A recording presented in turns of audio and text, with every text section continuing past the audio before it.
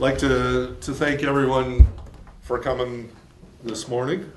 And of course, the subject of the day is the Second Avenue Overpass Rehabilitation Project. So I'll maybe just start again with just a little bit of background on the project. So the Second Avenue Overpass was built in basically 1960, was completed. So it's been here a while. It's gone through one major rehab earlier in its life in the 90s, I believe. And it over the last starting in 2010 and through 2012, we had some assessments done on where it's at, and what we found is that the actual reinforcing the rebar in the bridge deck itself is starting to corrode, so it requires some rehab to repair that. So the project itself is removing the asphalt cover and then removing the concrete from around the rebar. So it involves taking about 50 millimeters or 2 inches of concrete off of the bridge deck. Then the rebar will be exposed, and that rebar will be treated with some anti-corrosive additive, and then the concrete will be replaced and the asphalt will be replaced. As part of the project then, in order to meet current standards, the sidewalks have to be rearranged.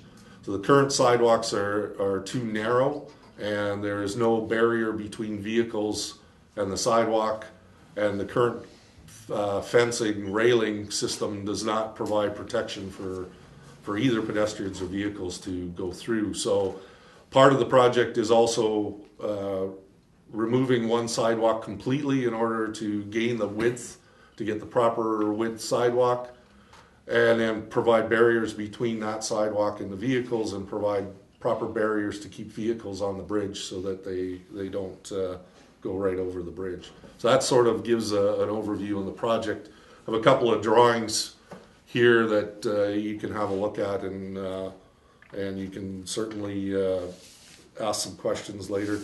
The sidewalk will be replaced, is going to be on the west side, and that will provide access for not only pedestrians, cyclists, but also for wheelchairs and scooters and that kind of thing.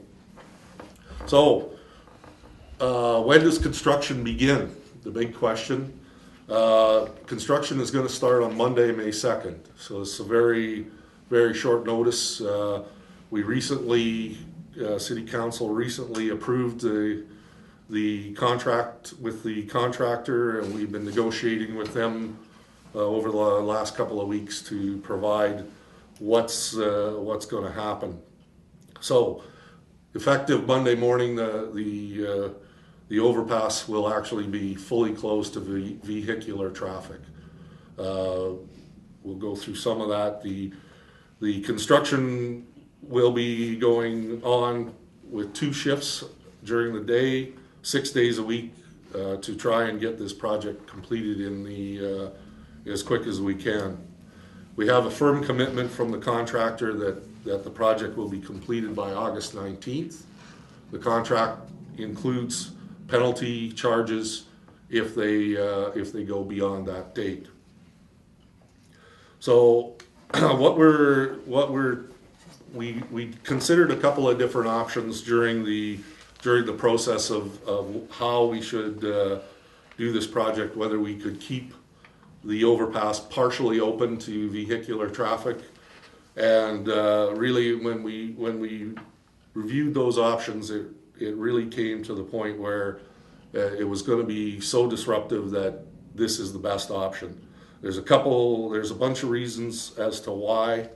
It shortens the length of the project by 6 weeks by providing the entire bridge deck to the contractor. We'll be able to, that will allow us to get the overpass project completed prior to the start of the Memorial Drive rehab, which is scheduled to happen later this year. So rather than having two main arteries from south to north closed, we try to get this one done and then work on the other one. It'll ensure a better quality project for us with if we were to do it in a partial closure, then we would have a bunch more seams in the concrete, and it just will not provide as good a quality repair. And it'll help decrease some of the cost of the project. It actually provides for that. So if we would have gone to a partial closure, some of the big traffic issues are that the traffic would have got stacked up to a point where we don't believe that we could have actually managed it. We would have had just complete congestion. When we had the partial closure previously, we had some traffic lights and we were allowing opposing traffic, but it was very short sections that operated in, and it did not function very well at that time. This would require closure over the length of the bridge, or a significant length of the bridge. It just means that traffic would back up, and the times that you would be able to actually pass through would be very short. So and during that construction, there would be times where the bridge would have to be closed in order to allow work to go on. In particular, pouring of concrete would have had to been done from the open lane, which would have led to unpredictable times for closures and long delays. So we felt that the best option was to just go ahead and close it completely and work on an alternate traffic accommodation plan. So on the traffic accommodation plan, we engaged the MMM group, who's our traffic consultant, who's worked on other projects for us here, in particular our transportation master plan. They reviewed the traffic that we'll be diverting. They put it into their traffic model, and they provided us with a traffic accommodation plan, which I have laid out on this map, which will help flow the traffic, and they put it through and suggest that this will work. I'm not going to say that it's going to be great, but it will function. So the major components of that traffic accommodation plan are the use of Memorial Drive and the use of Lac Pelche Drive, and that is the suggestion that we're getting, is that's where people should go.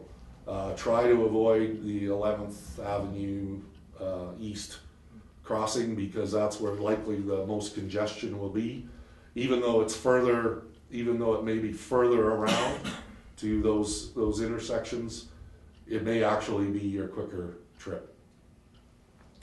At the Memorial Drive South Railway crossing, that will be converted to a four-way stop, and will function that way. The 11th Avenue East will be converted to a three-way stop. 11th Avenue East and South Railway will be converted to a three-way stop. Of course, there'll be all the associated detour signage laid out as part of that. And we'll be continuing to monitor the traffic patterns as we go forward and see if other alternatives are required. But at this point, that's what they suggest we do for now, and it will work. There's a couple other pieces from my side. So we've been in conjunction with the CPR, of course, working with them on what they can do for us to help us. So one of the things that they've done, they've agreed to do for us, is that their westbound trains typically stopped at the station at Central Avenue to do their crew change. So depending on the length of the train, what would happen is it would certainly block 11th Avenue East, but it also, on a long train, would also block Memorial Drive for that time that they change the crew. So what they've agreed to do is to take their westbound trains, run them out to near Lac Pelche Drive, and change the crew there. So we still may have blockages during the crew change at 11th Avenue East, but we shouldn't have blockages at Memorial Drive. We've been working with them, and I guess in terms of timing, the timing is probably as good as it can get in terms of rail traffic. Rail traffic is down a little bit with less oil being transported and less potash being transported. Their average number of trains per day is down from what it has been in the recent past. Our public transit, Swift Transit, some changes are coming to transit on. So the north side of the tracks will operate as usual on the scheduled route. The south loop will be suspended, and we'll be using a call-in shuttle service for the folks on the south side. So transit will still be available. It's just we'll be doing it via the shuttle service. Pedestrians, at this time, we're working with the contractor, and our intention is to keep the overpass available to pedestrians as normal. So the east side sidewalk will be available during the first part of construction, and then later in the project, the west side sidewalk will be available, and hopefully to avoid folks trying to cross the tracks directly, so that they still can cross over top of the overpass. So that leads me to sort of emergency services. So we have, of course, our fire department and ambulance here with us today.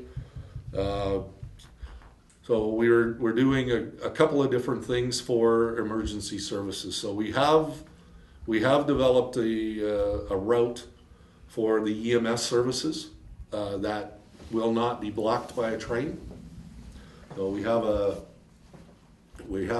route that will allow us to get underneath the tracks and onto South Railway.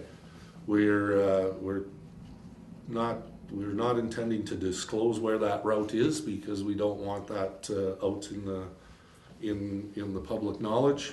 However, you could be confident that we have a route that will allow both ambulances and small fire trucks onto the south side to provide EMS services without being hindered by traffic or by a train. We'll also be stationing a fire truck on the south side. We've leased a building on the south side that will house a fire truck. So we'll have a truck on the south side available for response. So we don't have to worry about working our way through traffic to get that over there. So I'll certainly allow Darren and Nelson to give you any more details on that. That's just sort of the high level. And then we've been working with the school divisions here to talk about how this traffic accommodation will affect the school buses for the couple of months that will be still going through the school year. So I don't know, Rod, do you want to pick that up, or do you want me to go through that a little bit? Oh, I can do that. Sure. So first of all, thanks to the city for letting us know and letting us plan. We have a contingency plan in place. There are approximately 5 to 7 routes within the city that will be affected, and a number of rural routes that actually are affected that come in from the south on Memorial Drive. We have put into place some plans to make communication efforts with parents. We have an application that we use that's an automated service, And the few families that are affected dramatically will be contacted directly by their schools around that change in their pickup time. We're really mostly concerned about the morning, getting students to school. There will be some delays in the afternoons getting students home from school, but it won't have the same type of impact for us as a system. It may have an impact for parents if they have other after-school activities, but right now our plan is to ensure that we get students to school on time as best that we can. We do expect there may be the odd delay, and we'll just have to work with those delays as they happen to arise. So I think we're fairly good. We have our plans in place and our communication strategy is in place. Darren, do you have any more to add? Yeah, as Mitch said, we're gonna be stationing an engine on the south side, and it'll be in a building. So if we were to get a fire call to the south side, we're gonna change our response a little bit. We're gonna respond with an engine and our utility truck, which is the grass fire unit. If we were to get to the tracks and there is a fire, or there is a train across there, then we're gonna go to the alternate route, go underneath with the utility truck, and have to drive to get our other engine. If there's no train, then it's business as usual. We'll be going with 2 apparatus. Little different than the normal, we would just go with 1, but because we have to access, or may have to access underneath, we'll have to take the utility truck.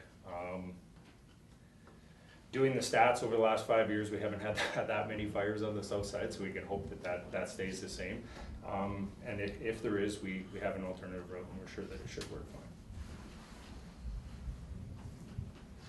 I'd just like, first of all, to thank the City of Swift Current for being so accommodating with what's coming up here. So it's really mitigated any problems that we might have in accessing the south side. With the different routes that we will be able to take, I just don't see a problem at all. And I'd also like to thank the Swift Current Fire Department. As always, they've been more than accommodating and cooperative in any of our efforts to deliver EMS, and really are a great partner of ours in delivering emergency medical services to the city. So thanks again, Darren, and all your guys, and the City of Swift Current. Jared, do you want to add anything at I this don't point? have anything to add. No, I think you've covered it, Mitch. So if there's any questions, I'll take those. But that's Sure. So I just want to sort of wrap up with a little bit of our communication plan. So we have a little mailer that will be sort of announcing details, high-level details of the project. That'll be arriving in homes before the weekend, I hope. We also will be maintaining a website dedicated to this project to provide details of ongoing details of what's transpiring. So that's at swiftcurrent.ca/overpass. We will be meeting on every 2 weeks. We have a project update from the contractor, so we'll be posting any details from those updates on that website. Of course, we'll be providing information via our social media accounts, and we've on the website and via email we have the opportunity for folks to respond to us, ask us questions, and go from there. And that is at overpass@swiftcurrent.ca. That'll all be on the website, of course. Our frontline staff have been briefed, so they should be able to answer any questions that the folks in Swift Current have on what we're doing, and we'll have more detail on the website. So the website's the best place to go to find out some more detail on this. I think that's all that I can rattle through, so I guess if anybody's got any questions for any of us, I'm more than welcome to try and answer those. Despite all the signage and everything you'll have in place over the next several months, it's just human nature. People will be complaining about traffic detours. What do you have to say to the general public to be patient? Well, I guess in order to have this overpass, we need to do this rehabilitation. So if we don't do it at some point, we won't have it at all, and we'll be stuck with level crossings everywhere. So yes, it's going to be inconvenient, but we need to get this done. We get it done and it'll be good for another 40 to 50 years.